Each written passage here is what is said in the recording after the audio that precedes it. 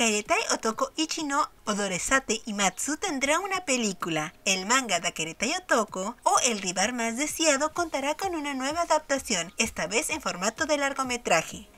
Este largometraje se centrará en la historia del volumen 6 del manga, cuando Takano viaja a España para poder convertirse en un español y poder mejorar su interpretación y no ser opacado por Junta en el próximo trabajo donde ambos bailarán flamenco. El manga ha sido licenciado por Panini Manga España con el nombre del rival más deseado y lleva actualmente 4 volúmenes publicados. Aún no se anuncia una licencia en México o en otros países de Latinoamérica. Este manga contó con adaptación animada en el 2018 con 13 capítulos de duración, anime que puedes ver en su totalidad de manera legal en Crunchyroll. Su estreno será en otoño del 2021. Esperemos que, igual que la película de Heaven, podamos verla también de manera legal en Crunchyroll. Y dime tú, ¿ya esperas esta película? ¿Estás al día con el manga? Déjalo en los comentarios. Y nos vemos en un próximo video y te mando un beso.